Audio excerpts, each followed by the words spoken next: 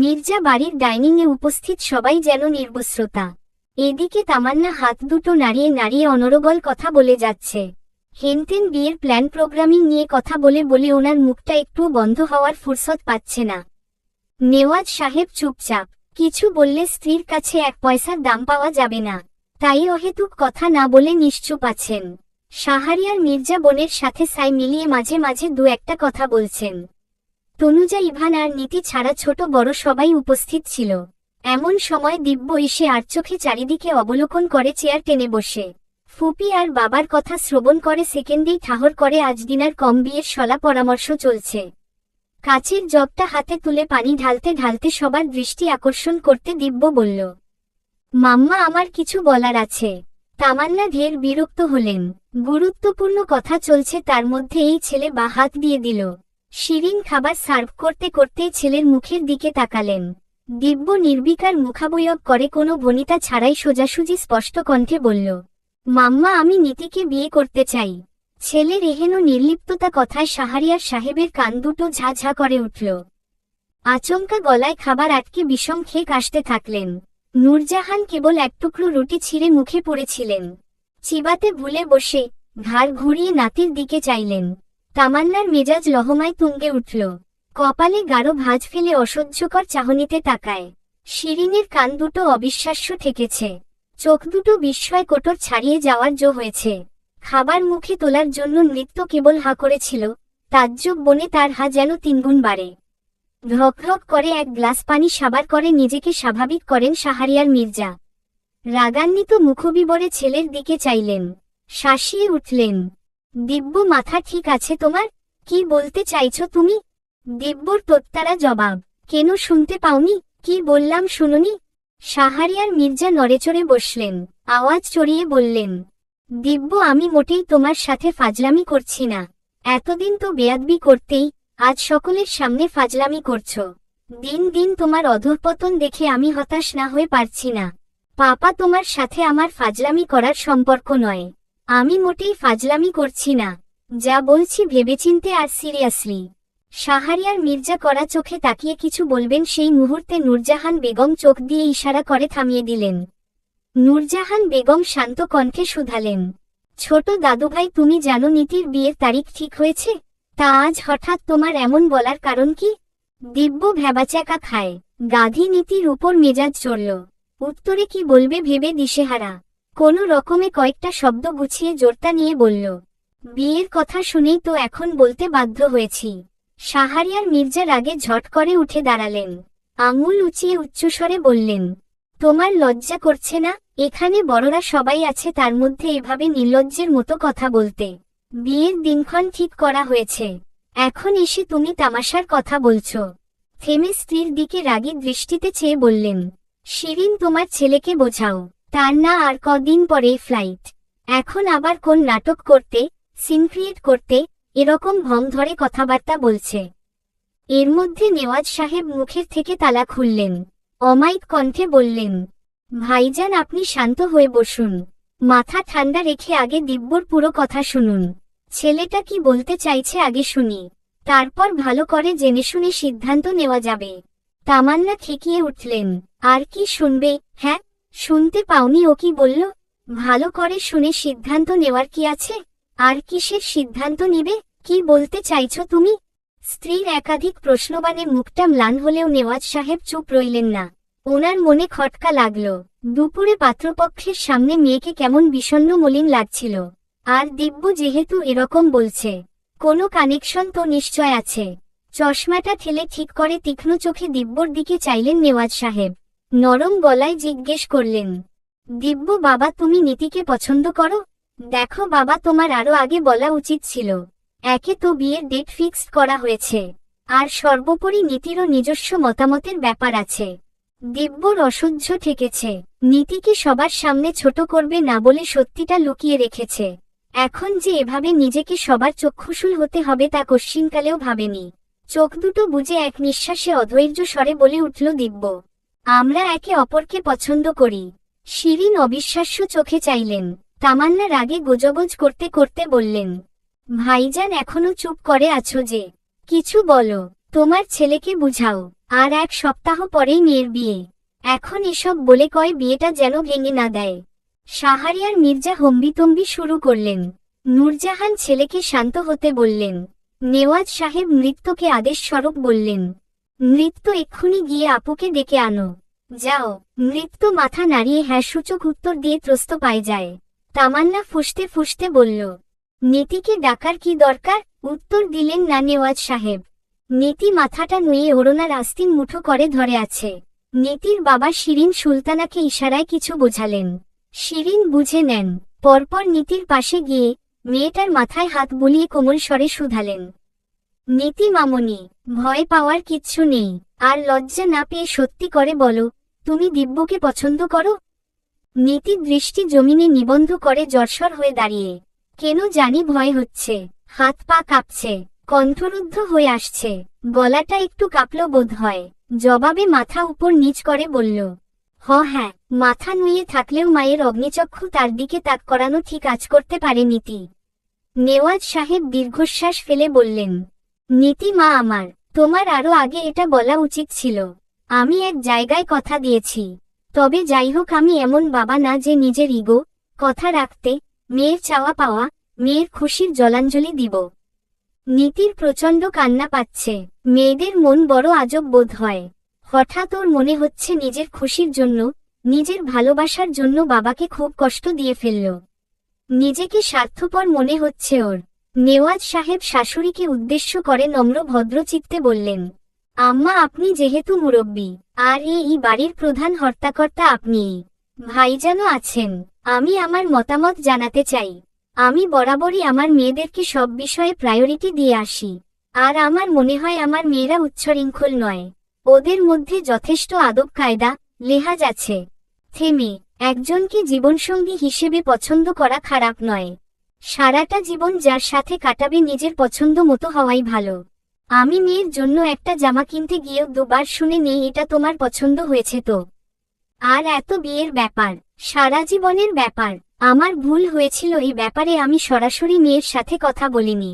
আমি ওর মাকে দিয়েছিলাম মেয়ের মতামত জানার দায়িত্ব। এটাই আমার সবচেয়ে বড় ভুল ছিল। যাগ্গে এইসব বলে এখন লাভ নেই। আপনাদের যদি দ্বিমত না থাকে তাহলে আমি ওদের জানাশোনাকে প্রায়োরিটি দিতে চাই। আর আমার বন্ধুকে ফোন করে মাফ চেয়ে নিব। ব্যাপার না, একটু সম্মান ক্ষুণ্ণ হলেও যদি আমার মেয়ের মুখে হাসি ফুটে, তাহলে আমি তাই করব। শাহরিয়ার মির্জা নিরুত্তর। দ্বিমত দ্বিধা নেই। তবে তামান্নার মুখ দেখেই অনুমান করা যাচ্ছে সে অসন্তুষ্ট।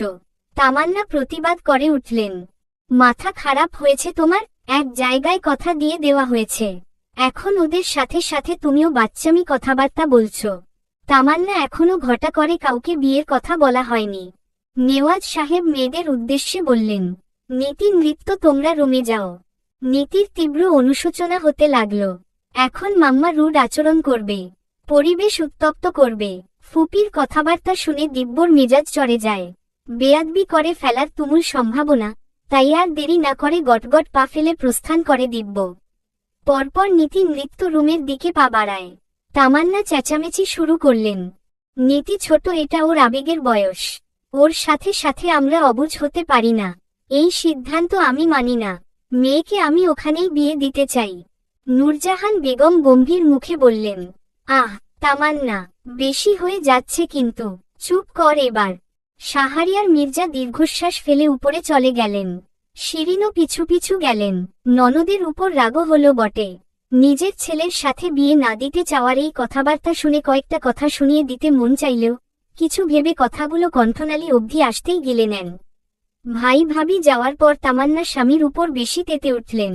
রাগে গোজগোজ করতে করতে বললেন, আমি কিচ্ছুতেই নীতিকে দিব্যর সাথে বিয়ে দিব না। দরকার পড়লে আমি এই বাড়ি থেকে চলে যাব, তাও মেয়েকে এখানে বিয়ে দিব না। নিজের ভাইয়ের ছেলে হলেও আমার আদরের মেয়েকে একটা বদমেজাজি, রাগী, জেদি ছেলের সাথে দিতে পারবো না। এছাড়াও নূরজাহান ধমক দিয়ে উঠলেন, তামান্না রুমে যা, এখনো সময় আছে, ঠান্ডা মাথায় ভেবে দেখ। দিব লাগাতার কল লিস্টে উপরে থাকা নম্বরে কল দিয়ে যাচ্ছে। সেই অনেকক্ষণ আগে থেকেই কল দিচ্ছে, কিন্তু রিং হয়ে হয়ে কেটে যাচ্ছে। দিব্য দাঁতে দাঁত চেপে শেষবারের মতো কল দেয়। এবার রিসিভ না হলে সোজা বাইক নিয়ে চলে যাবে। গিয়ে ফোন রিসিভ না করার শাস্তি স্বরূপ পৌষ মাসের হাড়কাঁপানো শীতের রাতে 1 ঘন্টা ডুবায় চুবিয়ে রাখবে। ওপাশের ব্যক্তির ভাগ্য সহায় হল, তাই তো কনকনে শীতে ডুবায় থাকার পানিশমেন্ট পেতে হল না। ফোন তুলল।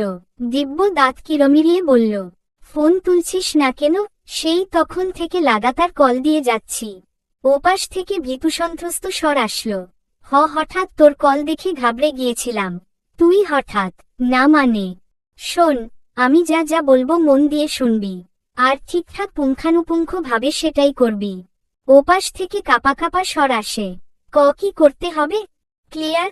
অসম্ভব, এখনই তো আমার নার্ভাস লাগছে, ভয় হচ্ছে। লাগানো 3টে দাঁত ওর থাপ্পড়ে খুলে না যায়। সব শুনে তোর মতো ও যদি আবার। ও আমার মতো নয়, আমার থেকে ওর ধৈর্য বেশি। ও সহজেই স্টিং পয়েন্টে যায় না, আর যদি রাগের বশে 2-4টে চর ঘুষি দেয় এটা তোর কৃতকর্মের ফল। আমি যেভাবে যেভাবে যা যা বললাম তাই তাইই বলবি, তা না হলে এবার তোকে আর তৃষাকে একসাথে শ্বশুর বাড়ি পাঠাবো। এই শ্বশুর বাড়িতে কিন্তু থেরাপি হয়, বুঝতে পারছিস এবার? ওপাশ থেকে সুরসুর করে সোজা উত্তর আসলো, আচ্ছা আচ্ছা ভাই, ঠিক আছে, যেমনটা বলেছিস ঠিক তেমনই বলবো। কথাটা শেষ হওয়ার সাথে সাথেই টুটটুট করে কল কেটে দেয় দিব। তারপর আঙুল মুষ্টিবদ্ধ করে বলে, তৃষা সেদিন ছেড়ে দেওয়া ভুল হয়েছিল, এবার দ্বিগুণ মাসুল গুনতে রেডি থেকো, একেবারে বকেয়ার সাথে বোনাসসহ পাবে। রাত গভীর, পুরো বাড়ি নিস্তব্ধ গুমট। ইভান সবেমাত্র ফিরল, ফ্রেশ হয়ে বিছানায় বসে। তনুজা ঘুমে বিভোর। তনুজার ঘুমন্ত নিষ্পাপ মুখশ্রীতে নিষ্পলক চাউনিতে চেয়ে চেয়ে দেখে ইভান।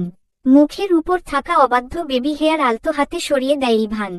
হঠাৎ ইভানের দৃষ্টি তনুজার হাতে পড়তেই বুকের ভেতর ধক করে ওঠে। তনুজার হাতের পোড়া দেখে কষ্ট অনুভব হয়। ইভান তড়িৎ গতিতে ফার্স্ট এইড বক্স থেকে কাঙ্ক্ষিত অয়েন্টমেন্ট হাতে নেয়, যত্ন সহকারে আলগোছে তনুজার হাতে লাগিয়ে দেয়। ইভানের অবচেতন মন ভাবে, না চাইতেও তোমাকে বোধহয় খুব বেশি কষ্ট দিয়ে ফেলছি, সরি। ইভানের স্পর্শে ঘুমের মধ্যে তনুজা নড়েচড়ে। ঘুমের ঘোরেও চোখের ঘনপল্লব নরল, ঘুমন্ত ভারী পল্লব একটু আলগা হয়ে আসে। পরপর চোখ দুটো বুজে যায়, মনে হচ্ছে আবেশে স্পর্শে ঘুমটা আরো গভীর হল। তনুজার কোমরে থাকা কমফোর্টার গলা অবধি টেনে দেয় ইভান। সুন্দর করে কমফোর্টার জড়িয়ে দিয়ে তনুজার মুখের দিকে ঝুঁকে অস্ফুটে আওড়ায়, এক নীরব কষ্ট অনুশোচনা আমার ভেতরটা জ্বালিয়ে পুড়িয়ে দিচ্ছে, অথচ আমি কারো কাছে কষ্টটা প্রকাশ করতে পারছি না। I am so sorry Tanuja, নিজের মনকে বোঝাতে আমার একটু সময় প্রয়োজন। সকালে বাড়িতে থমথমে পরিস্থিতি বিরাজ করছে। বেলা হতে চলল, তবুও সবাই রুমে। বুয়ার থেকে কাল রাতের ঘটনা সবটা শুনেছে। কাল সারাদিন শরীরের উপর বেশ প্রেসার পড়ায় খুব ক্লান্ত ছিল, তাড়াতাড়ি ঘুমিয়ে পড়েছিল ডিনার না করেই। তনুজার আজ সকাল সকাল বাড়ি যাওয়ার কথা, কালকেই দিদুন পারমিশন দিয়েছিল। তনুজা রেডি হয়ে রুম থেকে বেরোনোর সময় ব্যালকনির দোরগোড়ায় দাঁড়ায়। ইভান 2 হাত ট্রাউজারের পকেটে গুজে উদাসীন হয়ে দাঁড়িয়ে। তনুজার কথায় সম্বিত ফিরে ঘুরে তাকায়। আসছি, তনুজা সৌজন্যমূলক বলে। ইভান গম্ভীর স্বরে বলল, বেড টেবিলের উপর দেখো অয়েন্টমেন্ট আর মেডিসিন রাখা আছে। অয়েন্টমেন্টটা দিনে 2 থেকে 3 বার হাতে ইউজ করবে, আর মেডিসিন খাবে।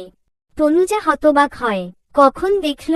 তনুজার ভাবনার চরকায় ব্যাঘাত ঘটিয়ে ইভান ফের বলল, একটু কেয়ারফুলি চলো, টেক কেয়ার। তনুজার চোখ দুটো ছলছল করে ওঠে। চোখের জল আড়াল করতে, নিজের কষ্ট লুকাতে তড়িৎ উল্টোদিক ঘুরে দাঁড়ায়। মিহি স্বরে বলল, আসছি, ভালো থাকবেন। দিদুনকে বলে তনুজা গাড়ির কাছে যেতেই ড্রাইভার দরজা খুলে দেয়। গাড়িতে পা দেওয়ার আগে তনুজা ঘাড় ঘুরিয়ে মাথা তুলে দোতলার ব্যালকনিতে চায়। তনুজাকে মাথা ঘোরাতে দেখে ইভান উল্টোদিক পিঠ করে ঘুরে দাঁড়ায়। তনুজা দীর্ঘশ্বাস ফেলে, অবচেতন মন বলে, সহ্য করতে করতে ধৈর্য হারিয়ে ফেলেছি। তারপরও মনকে বোঝাই, আজ নয়তো কাল সবটা ঠিক হয়ে যাবে। তবে আমি বোধ হয় ভুল। এখন আমি বুঝতে পারছি, আমি আপনার কাছে অতটাও গুরুত্বপূর্ণ নই, যতটা আমি ভেবেছিলাম। অফিসে বসে ফাইলে নজর বুলাতে বুলাতে হাতঘড়িতে সময় দেখে ইভান পরপর ফোন হাতে নিয়ে কল করে। রিসিভ হতেই ওপাশ থেকে বড় করে সালাম আসলো। আসসালামু আলাইকুম স্যার। ইভান উত্তর দিয়ে গম্ভীর গলায় প্রশ্ন করল, ম্যাডাম কি ঠিকঠাক বাসায় পৌঁছে দিয়েছেন? বয়স্ক ড্রাইভার অপ্রস্তুত হয়, আমতা আমতা করে বলল, জি স্যার, ম্যাডাম এতক্ষণে পৌঁছে গিয়েছে। ইভানের কপালে ভাঁজ পড়ল। পরপর গলার স্বর চড়িয়ে বলল, হোয়াট রাবিশ। পৌঁছে গিয়েছে মানে? আপনি তনুজাকে বাসায় ড্রপ করে দিয়ে আসেননি? জি না, জি স্যার। ম্যাডাম সহিসালামতে বাসায় গিয়েছেন। ইভান স্বস্তির নিঃশ্বাস ফেলল। হট করে কল কেটে কাজে মনোযোগ দেওয়ার চেষ্টা করে। তবে কাজে মন বসছে না আজ। মনটা আনচান করছে। চলবে।